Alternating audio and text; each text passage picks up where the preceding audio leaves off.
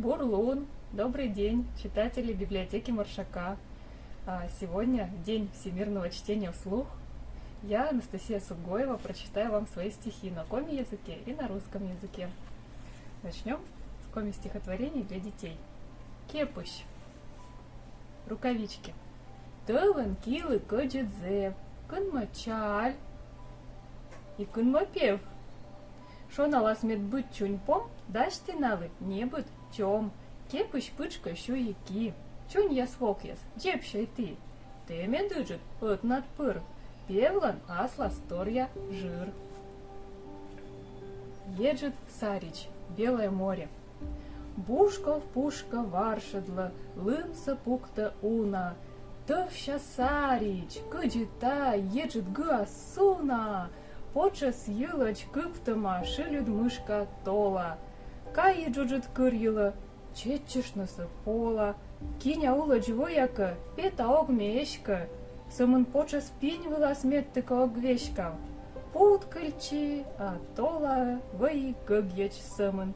Шипди бура, тырыслым, кепышен и кымын. А теперь на русском языке.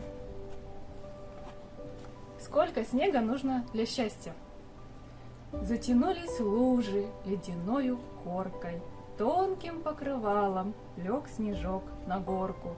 Санки и ледянки заскрипели дружно. Вот как мало снега нам для счастья нужно.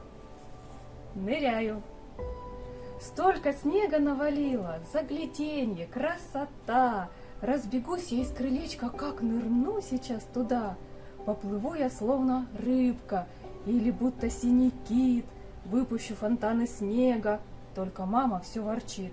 В детский садик опоздаем, и не думай, снег сырой. Вырываюсь, убегаю и ныряю с головой. Золотая бабушка. Есть у бабушки моей золотые спицы. Вяжет и не носки, и не рукавицы. Подойдет она к окну и раздвинет шторки. Солнце катится клубком по небесной горке. Вместо ниток тянет луч бабушка руками. Петли вяжет из него ровными рядами. Спицы весело стучат, слушаясь хозяйку. И выходят из-под них солнечные зайки. И на коми-языке есть это же стихотворение. Перевод. Зарни пöç. Менам почланем, кышан зарни ем. Тай ем нас оз, кылы кепыш гоз. Ене жыска сыч, ышень вошта пöç.